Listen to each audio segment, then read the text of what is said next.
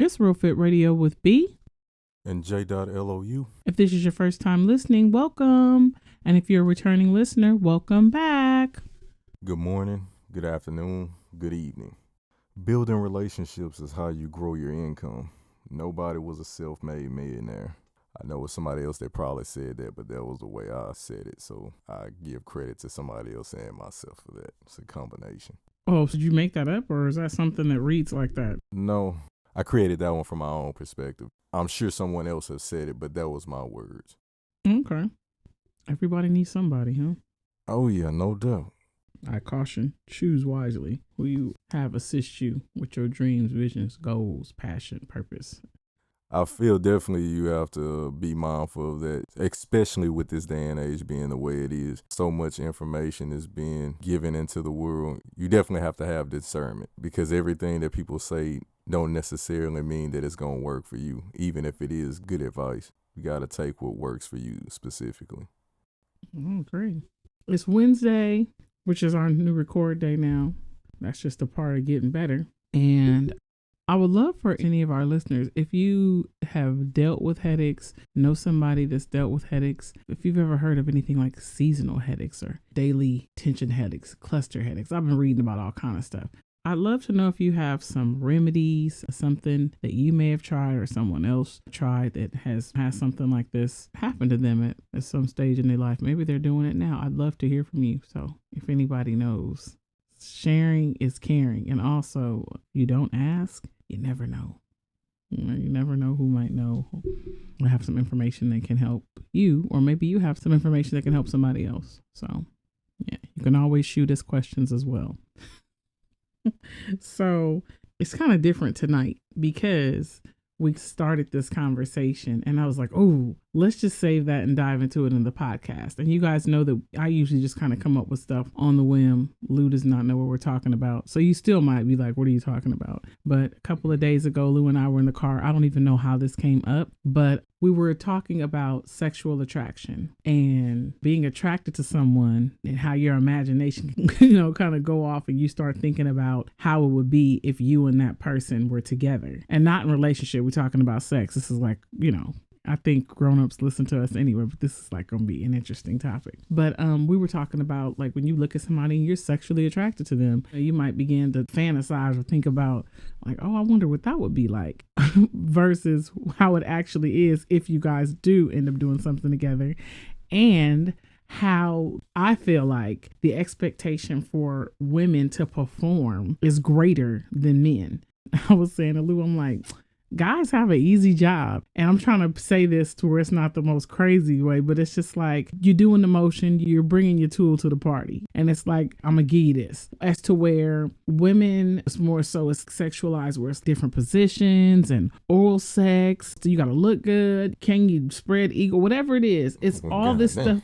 I believe that the level of expectation for a woman performing sexually is higher than a man's. If a man is like, yeah, I'll put it on her. Okay. So you were aroused. It doesn't take much for that to happen. And I'm not saying that for every man, but a man can get an erection sometimes from looking at something and not even having anything happen. So not a lot of work there. And then just the performance. Some women prefer size and I want to make sure he's packing. But other than that, she's not like, I hope he can do these positions. I just feel like there's more. I almost said he can because I don't even feel right saying like he can arch his back and spread his leg. That's not. I hope he can't do all this. It sounds weird to me saying that a man is even expected to do that. He better, while we have on his G-string, come looking right, oiled up, turn around, let me see what you're working with. You know what I mean? Where as a woman, or even it's depicted when we, art imitates life, when we see things in movies. I've never seen a man come in and he takes his robe off and reveals his body and then he throws himself on the bed and flails his legs or whatever. You guys kind of know what I'm getting at. I just feel like sexual attraction can start one place, and in your mind you can go a whole bunch of places, and once you get together it can be really different. But I think initially going in, a woman is expected to do a bit more. I think that has a big thing to do with sexual attraction. When we're watching something and the lady like yoga poses, we were talking about like this yoga pose we saw, and I'm like, whoa. And you told me about yoga pose you saw somebody doing, and I'm like, yeah, at the park. Right. Yeah. Why does a guy get off on that? Or even the strip club, you're not having sex with this stripper, but the way she's doing these things on the pole and the way she's dancing and moving her body, the sexual attraction comes from that. Or, you know, somebody else may say the way the lipstick, or she looked across the room, whatever it is. But I still believe with that sexual attraction comes a level of expectation of what's she gonna do when you get in there. And I don't think that's so heavily weighted for a man. As I told you last week, we touched bases on it very slightly. I blame y'all for the expectation part. I agree with everything you said wholeheartedly about us not having to do very much, but who does that fall on? I mean, that's no different than if you take another situation where your expectation outside of the bedroom as a woman is like, he got to have this type of job or this type of car, or his ambition has to be like this, or have to have this type of open-mindedness. So why not take that into the bedroom? Why not say, I don't want somebody that's just fully erect? Because like you said, they can look at any given woman that has a body and get erect off the rip. So, you know, take some responsibility, women. If you want your man, or you want the guy that you have your eye on to have certain expectations in the bedroom or whatnot, then you set that bar for what it is that you want.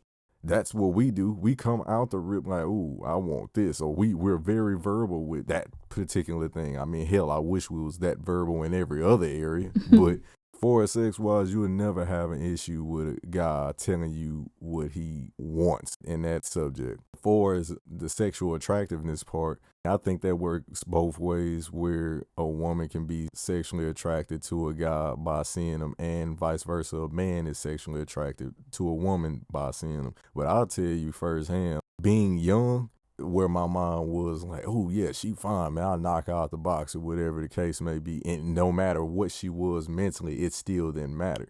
But as I got older, that stuff started to matter to me. So even though I do see women all the time, it's like, oh yeah, she's attractive, I still have to be mentally aroused more. I ain't gonna act politically correct here, but I think I demand more in the mental aspect of it than just the sexual part. Because I'm just like any other woman or any other mature man. Like, you open your mouth and start saying certain stuff to me, or I see certain acts even before we get there. It's kind of like, think of an illusion. When we see these strippers doing all this stuff, or the girls in the park doing these yoga stretches or whatnot, I don't know shit about her. So I'm going off what I think she is mentally. It's like, dang, she has that much creativity to do all this on a pole, or this type of stretch yoga. Ooh, I can only imagine how her mind is, or how she's going to talk when we doing all this. But then it's not that. Or how about the lazy chick who just lays on her back? There's some lazy men too, though. That's what I'm saying. I'm saying that from my perspective. It is a lot of lazy guys that don't use no creativity. So that's what I'm saying. If you want someone to be creative from the male perspective, then I honestly don't know how you can really know that before the act. That's the messed up part about it, because it goes both ways with that. I don't necessarily know what a woman would do in the bedroom before the act, but I can say you can fool me even more with your mental. The ones who are quiet and the ones that have more to talk about outside of that and have like this substance to their mind, those are the ones you have to look out for more than, it's kind of like the dudes that talk too much. Like how they'll say, oh, I do this or that. I don't know too many women out there who divulge this information to us, but if you in your room right now, you listening to this podcast or in the car, think about the people that you had intercourse with, and think about the best person you've had sex with, and think about what kind of character did they bring before you got there. I don't want to say beg to differ, but I think it can go either way, because there's an unassuming guy that might allude to with a couple of things he says, and he does exactly what he says. He puts it down. And then you got somebody that might talk, and they don't. Then you might have somebody talk, and they do, but you don't want to deal with them talking so much. Like, oh my gosh, okay, I know you can do that, but I don't want to hear about it. I think that to each his own. I know you said when you're looking at a person, in addition to something that she's doing that you may find sexual, you're still thinking about like, what would she say to me? You know, you're on the mind part. I think everybody's sexual attraction can start somewhere different. You know, somebody may, you know, the way a woman dresses, the way a man smells. You know, preference. Right. For me, it starts to add on. You know, I might see a person and I'm like, he's a handsome guy. Or you might see someone and they catch you off guard. It wasn't something striking or that initially had you checking for them, but they have an opportunity where you guys may have conversation, or if you guys work together, whatever it is, you get to briefly explore the corridors of his mind. You hear him talk a little bit and it starts to. But I'm saying I don't want to speak for you, but I think for a majority, you can look at somebody and not think about anything with their mind. If it was a bar or something and she's drinking, you don't want her to talk and mess it up. Yeah, well, you're looking at her lips, you're looking at her body, the way she's drinking, whatever it is. Or like I said, the man, you know, the way he smells, the way he's been sitting over there with a cigar or having his drink, and it's just like, dang, he looks good. And you looking at his back, his arms, the way his hands look, whatever it is. I think that initial part of sexual attraction is always happening, but what's next after that? How far can that take you? I think me looking at somebody is the shortest thing. That can initially catch my attention, like, oh, but to keep me engaged and even begin to really think about, I'm sexually attracted to this person. And even definition wise, it says sexual attraction is seeing a person and experiencing a feeling, or they said like a euphoria or whatever, and you would want to, or thinking about what it would be like to have sex with them. So I think initially it can start that way. For men, it probably deducts much faster because of what the expectation level is. And I don't want to say that's unfair, but, you know, as you said earlier, we need to raise the bar. Don't just accept the bare minimum or, you know, the standard. What a mess. It's like, I want some more. But do you think it'll be harder for a man to get comfortable giving more when that's not the norm? There are norms in the world where, whether it's chivalry or he doesn't cry or express emotions a whole lot, there are things where it's just like across the board. Most men, not all of them, act this way. So do you think it would be harder for you to throw a level of expectation on him? Like, yo, I need you to do a little more than what you're doing. That's good. But you have hands, you have, you have words. I want more than what probably is your standard. No. It doesn't mean this. I don't think at that point it means the sexual attraction is gone. I think you want to keep it there. You know, you want to stretch it a bit. So I want to make sure I got this question right. You saying, do I think it would be difficult for a man to raise his expectations even if he had all the stuff you just said? If you're asking, you got all that, but I need more for his.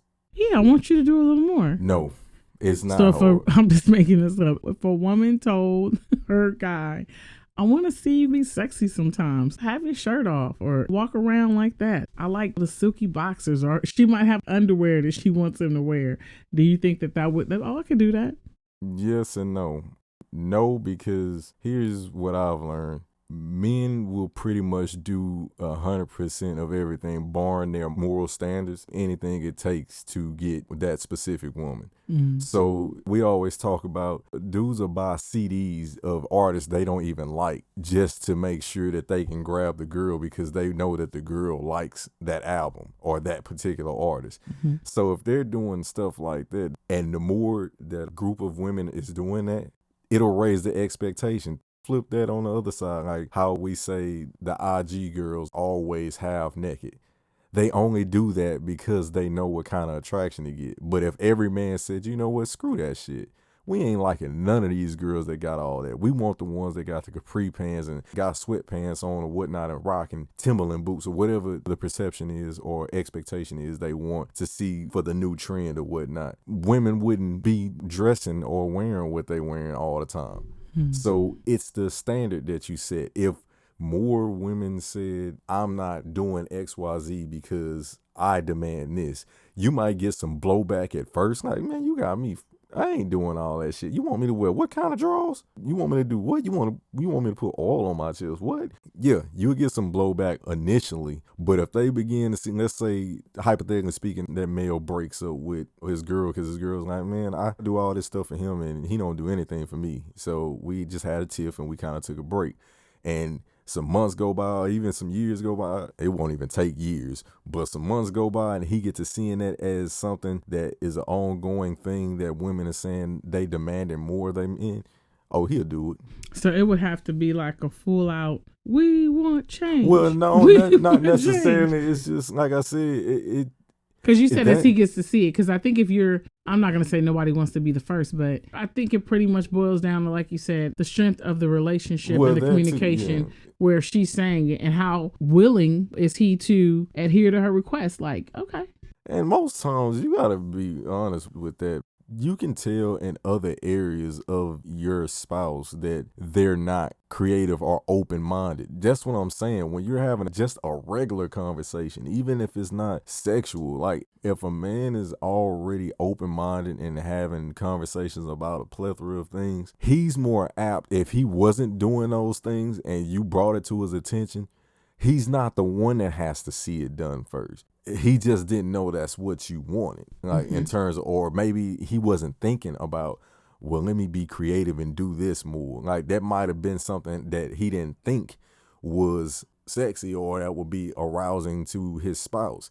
So him being told that, it's like, okay, well, I ain't never did that before, but we can rock out on that. But if you got some dude that's closed-minded, just in general, like I said, you can have a conversation with a boring-ass dude, and you bring that to him, that's the one you get blowback on. I don't think it's necessarily the guy that you already been talking to. And that's why I said that mindset is so important going forward as you mature in your sexual areas of your mind, because the more open-minded the individual is that you're dealing with, the more open they'll be in that area of their life. It just may not be something that they were doing initially, but I don't think you would have a huge issue with anybody if you told them, hey, you're good. We have amazing chemistry, XYZ like this, but I would love for you to do more of this. I don't think you would get a whole bunch of blowback from somebody who's already an open-minded individual in terms of like just life. Right. Them stubborn ass dudes, yeah. Same thing vice versa with women. There is no area in life that they won't give you hell on if they already basic. But it's preference. Yeah. I think that sexual attraction can change over time, so you can find yourself wanting something different from your mate, your partner, your spouse. But I also think that realistically, you can have different sexual attraction to one person that you may not have in the same way to another. You still have a level of sexual attraction. It's for different things, which is interesting because if you're asking for something that you may never get, I'm just making this up for us because I know that I would never ask this, but what if the girl wanted her dude to oil up at least 2 or 3 times a week and put on a G-string, and that's how he walked around the house, whatever he was doing, he was wearing it like lingerie, but she has never been asked to do that. I would ask if I was the guy, like, did you see this somewhere? Or who brought this on? I would ask, definitely. And I would hope that they would explain that they didn't know that they found that attractive, but they've been wanting to see that. It's just something new. And, we could kind of go from there because I definitely would want to know what brought this on. But what if, I'm trying to think of it, a stripper, for example, a man can be sexually attracted in a way just by the way that she's talented in stripping, and vice versa. What if a woman is watching a man strip? But what if either one of those, their partners would never strip like that? It's not that they wouldn't try. They just aren't gifted in that area. Whether it's the strip, maybe it's body type, maybe it's the eye effect. It's, it's the eyes for me. At that point, what happens to the sexual attraction then? Because if you're really dialed in on this particular thing to be a part of your relationship, and it's a huge sexual attraction for me now. It wasn't before, but it is now. I wonder what happens then, because it's not that the person's not open to it. They just can't. So is that where it comes in, where it's like, it doesn't matter. I find that sexually attractive with these strippers. I love that part of it. But they can't do this particular thing that my husband or wife can do.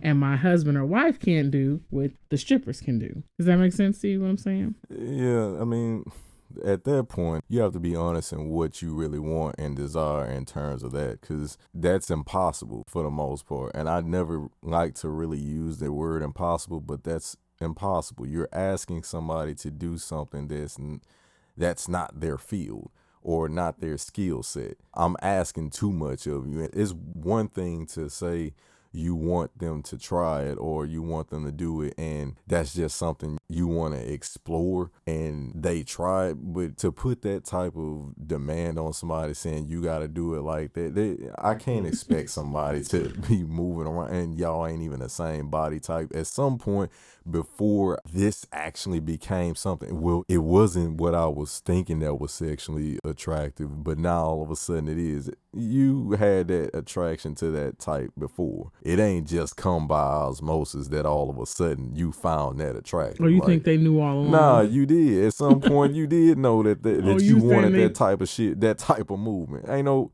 come on, man. Like, so they can't change? They can't change later on down the line and be like, I didn't even know. To a degree, yeah, maybe. But I'm saying that to say, if you're saying to me or asking me, you're asking a spouse of yours, your girl, to do something that a stripper is doing, that they have completely different body types, because you just said that they're different. And even if they had the same, not the body type, the coordination and all that. Even if they did, okay, well, fine. Even if they didn't have the coordination to be able to do that, to ask somebody that doesn't have the coordination to do that, and that's a penalty against them, that's kind of shallow. Especially when they're willing to try it and you know, give you what you ask for. That right there would be a turn on to me, because you actually tried it, not because your coordination is off. What kind of bullshit is that to be like, well, you know what? You didn't do it like Starlet. I'm just making up a name. But yeah, come on. Like, nah, that's not cool. I think it's not even a myth. Dudes never want to hear the flip side of shit. Like, so while I'm asking you to do all that and you may not have the skill set to do it, what if she asks you to do some shit that some football player can do? Ooh, I just like, baby, can you pick me up from the hinges of my thighs and have me in the air like this? And your ass ain't been lifting no weights as the dude that's being asked to do that. And it's like, girl, you know damn well I can't lift you up like that. I ain't strong like that. And she like, well, you tried it, but you ain't do it like old dude. And it's like, well, I ain't gonna do it like him. I ain't lifting 400 pounds for a living. So it's the flip side of it. But dudes be like, that's different though. No, it ain't. No, it ain't. You can't be asking somebody to have these skill sets based on this question you just asked me. And then when they flip it, well, baby, what if I asked you to do something that you couldn't do? And they get all bravado and shit. Like, well, it ain't nothing I can't do. Then you give them that example, and it's a tug of war with ego. So, no, I think it's unfair if some dude asks their spouse to do something and they may not have the skill set or the physical capacity to be able to pull something off that they seen. That's kind of shallow. I was doing that dance. Yeah, off rhythm and shit. Yeah, it's like, nah, you can stop. That was a good try though. That was they good. Just like my rhythmless nation. We can laugh about it, but everybody has a skill set or a talent in that particular area that somebody don't have. Work that angle. Get creative with that angle that you have that the other person don't have. That's what you do. So, and once you master that, my next question is, do you think that sexual attraction dies over time? You hear people say when they've been married for years in a relationship, and some people just blatantly be like you said, you had a friend that's like, I'm bored. Like, it's only been a month you've been with this girl. I want to try something else. And it's like, damn, that's a month. But remember I said, isn't it crazy that we're new to someone? I think Drake has a song was new to you, ain't new to me. Mm-hmm. I think I'm getting the words mixed up. But the whole premise of it is when I said to you, well, it don't matter who it is. It might. I thought it was Drake. It might have been Party Next Door. Yeah, one of them. They sound similar. Jair just told me. Yeah, I don't know. I think that is him because I think Jay was singing it. So then you guys just erase that example. Yeah, either way, it don't matter who the singer was or artist. I feel like that was one of. Anyway, when I was saying the other night, it's crazy because our 8 years is long time. We know each other. But we would be new to somebody else. And somebody else might say, yeah, new because you're just meeting them. But remember, we're talking about sexual attraction. That's why I said, do you think that sexual attraction can die because of time? And you're like, I'm new to somebody else, but we're old to each other now. Like, this has just died. We're doing the same moves. Like you said, I said, master that move because that's your go-to. But it's like, wow, you look up and I hear people, marriages, what happens, 25 years, 30 years, 60 years. how does the sexual attraction sustain that length of time? I've been to the circus. I've seen the clowns. I've seen the lingerie. We've done these positions. I know what she likes about me. I know what I like about her. You just know everything. Do you think at that point it's like it's a death sentence? Sexual attraction can never happen within a relationship anymore. Maybe someone else looks at you that way, but there may be some sparks here and there, but it's not something that will be the way that it may have been before you guys got together, or in the first year or so in your relationship?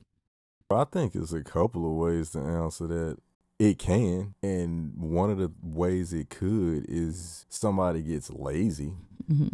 If you just letting yourself go, that's one way where it's like, okay, you just not even trying no more. You just waking up and going through the motions every day. It's the same routine type thing, and you're not even trying to. When I say spice things up, it's like make yourself look attractive when you get to bed sometimes. I'm not saying you have to do it all the time, because at some point we married, you getting it in and your hair can be all over your head. You're going to get this bonnet. I can unshaved everything. No haircut, none of that shit. You can get it like that. And then it's sometimes where it's like, you know what? I'm going to go get a haircut just for this. I'm going to go get another fresh pair of boxes or whatever, some smell good just for this, because it's like, it's been a minute since I got flying fresh and got it like that. I bathed. Yeah. You know what I'm saying? Yeah. That's what it is to take that water.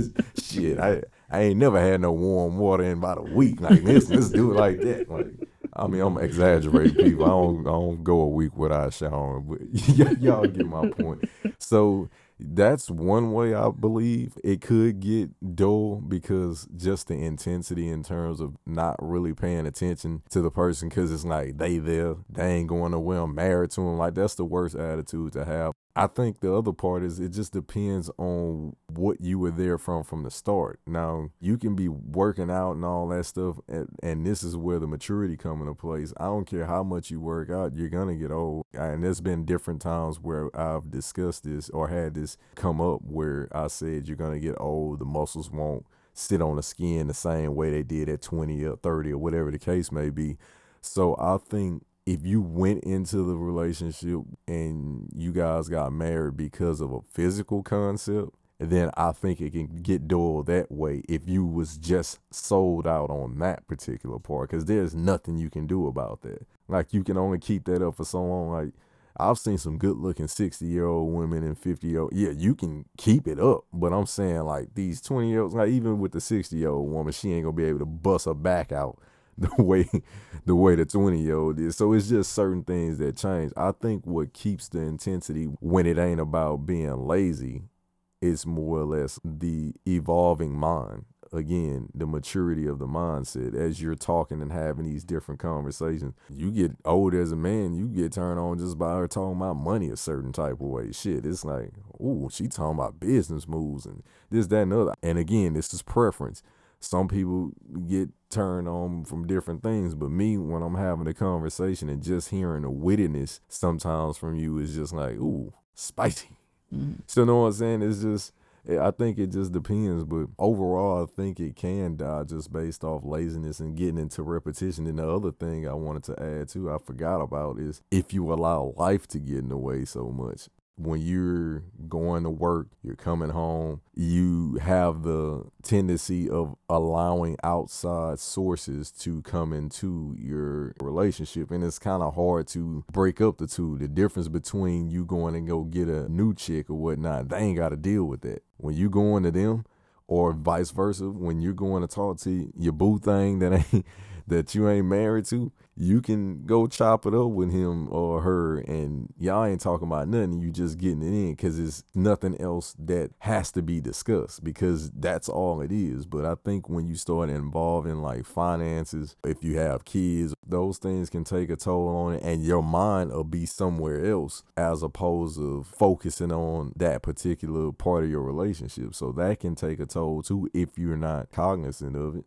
Laziness and outside sources, I think, can cause that to get dull. And work being an outside source. Yeah. Anything that doesn't involve two people is considered an outside source. Mm-hmm. The ones I thought about that can kill off sexual attraction, I don't think it's so much time. I think it's getting comfortable and having routine. I think it needs to be a healthy balance routine, there's comfort in that because it's like, I trust this. I know it's a pattern. It's a routine here. And I think that's just going to happen with life. That's knowing somebody the more time you put in. But also, I think that there needs to be, and we say this all the time, change in the routine every now and again. And not where it's like, whoa, what is this? But it's a healthy balance. We're big advocates and we do it as much as we can. Staycations. I think every now and again you should change your environment a little bit. That's how I kind of push the routine around. Explore some new places together. And I think that always opens up new conversation and it feels different for me. Not only are we coming to this place for the first time together and we're talking about all the interesting things, dislikes as well. I didn't like this and that about it. And that whole exploration thing for me just kind of waters me in a different way and it refreshes sexual attraction because I'm an intellectual person. As much as I said I physically can be attracted to a man, the sexual attraction and like the whole me being intrigued or you piquing my interest is through your conversation. And when a person is not experiencing new things, the conversation can become routine for you too, not just one person. But I think that that's an important thing. So with routine, I think that's a big killer of sexual attraction over time and being comfortable. And like I said, it's a balance for both because I think there needs to be a level of comfort. I heard you say earlier, I know you ain't going anywhere. I don't have to, but I think it needs to be a certainty where you should feel comfort. Like, I trust you so much. It's us. You're not going anywhere. Not in the laziness of, you're not going anywhere. You know what I mean? But there's also a healthy part where if the communication is there, maybe there can be some pushes in. There may be some women that get up and put on makeup every day and their jobs require that they, dress. And some people may not have to wear heels and makeup. They may not have to be put together like that when they go to work. So sometimes you might want to switch it up and do something that's different or isn't done often. And if you don't do it often and you haven't done it in a long time, I would be like, yeah, I might have got a little comfortable here. So let me throw that back in there. But sexual attraction is crazy. I think it's stuff going on all the time, but I think you should always kind of, as we do self-check, I think you should check that part of your relationship. And I love the pie chart that you do. You like 30% or 40% loyalty, attraction, you do the whole thing. And the attraction, while it is a part of your pie chart, the percentage is not half of it, or 70% is attraction. And then you have to break up all the other, important intangibles, trust, loyalty, hard work, caring, whatever yours are. But I think that with those things, you're still growing and learning things and seeing, I have an interest here and there. But you can always bring that knowledge, those experiences, that emotion, all that stuff can be brought back to your relationship and put on the table, and you take away things that can strengthen, make them better, because everything I think has to have some sort of service or go under some sort of maintenance. And if you don't check on that area of your relationship and then other areas of relationship, it can just spill over. I think that that's how cheating and stuff starts. I think before a person even physically cheats, they mentally start leaving different ways. Different things are happening. So you're doing a self-check, which we've had a podcast on. But in addition to that, you're checking what areas of your relationship, like a garden, you're pruning. Like, there's some weeds over here. I need to tend to this. But this is doing fine over here. Being supportive of careers and being loving. You can see in the garden what needs tending to, or the weeds have begun to smother it or whatever. So yeah, I just thought about that right now, like a garden. Yep, you have to tend to everything. You can't focus on one area, because if you focus too much on the tomatoes, your squash will die. Or your eggplant. I had to say that. We were in the grocery store the other day, and so I'm looking for a cucumber to make salad. You know how if you feel the fruit because it's mushy and you can thump the melons and all that. So I have this cute cucumber and I'm palming it with both my hands and I'm squeezing on it, and I started laughing, and I look at Lou and I'm like, oh wow, this is the fun part of the shopping trip. You get to fill up the cucumbers. This right here looks interesting. So we laughed, and he says, you know what, that emoji they always use on, when they send us the eggplant. Have you seen these? And he goes over and picks up, and the eggplant was so big, I couldn't help but laugh. But I'm just thinking, yeah, y'all need to dial back on those eggplant emojis. Y'all go to the grocery store and go look at the eggplant, and then y'all let me know if you want that. First of all, the girth of the eggplants. It's not even happening. Because they had some shorter, with the girth of it. But I just laugh because I'm like, yeah, they definitely, if they don't have it already, because I don't have an iPhone, I'm still in the Android family. But they need to put a cucumber on there because those eggplants, cut it out. Yeah, y'all wild. Cut it out. Y'all don't want no eggplant. Just the one you picked up, though, I was just like, yeah. Wow. Thing like a baby head. Nah, y'all don't want that. Wrong veggie. Or maybe somebody, that's their sexual attraction. They like, give me that eggplant. All right. Give it to me, shiny and hard. I'm going to take that eggplant. Yeah. No dude ain't gonna ever be able to come behind that dude, whoever gave you that. Well, we could go into like serious problem, like babies are bigger than the eggplants, but still, the eggplant. I wouldn't want a man every day though. You only go through. You're thinking about the act. Once. What's the eggplant print looking like in some man's pants? Wow. What kind of print would you that pair would look deformed? Yeah. Let's just really think about that because we seen this eggplant like ooh, and now I'm looking at an eggplant the other day as you're showing it to me in the store, and so now I'm like, what kind of print would that be? Look right. You walking through it with this big ass bulge You in like, your oh pants. girl, he working with a major eggplant. Oh my goodness. Oh, I'm leaving that squash. Woo! Like, oh my goodness. Oh my goodness. Wow. Well, squash got a curve in it. I'm gonna leave y'all like curves. I'm gonna leave you a squash. Oh, I'm leaving all that alone. The squash still looks realistic. Which one are you? Eggplant, squash, or cucumber? Inquiring minds want to know. You guys don't take my word for it. Go check out the eggplant in your local grocery store. Just look at it for a while and think on it for a bit. I don't want no man give me no freaking eggplant. Oh my goodness. Yeah, well, I hope that there's some takeaways from this. We are learning as we have this discussion. Listening to Lou was always interesting because I learned some new things that he was talking about. And I was like, I didn't think about it like that. So hopefully there's some things, because our goal is to have this conversation together in this capacity, but it may spark a conversation for you to have with someone and you get to hear our thoughts. And we always tell you guys to send your thoughts in. That's, goes without questions, also comments, concerns, or if you want to keep this conversation going, you can shoot us an email at realfitradio@gmail.com. Our podcast drops every Monday. You can catch the latest snippet on our Instagram at realfitradio, and the link is always in the bio for our most recent podcast. As always, we hope that this inspired, impacted, or empowered someone. Until next time.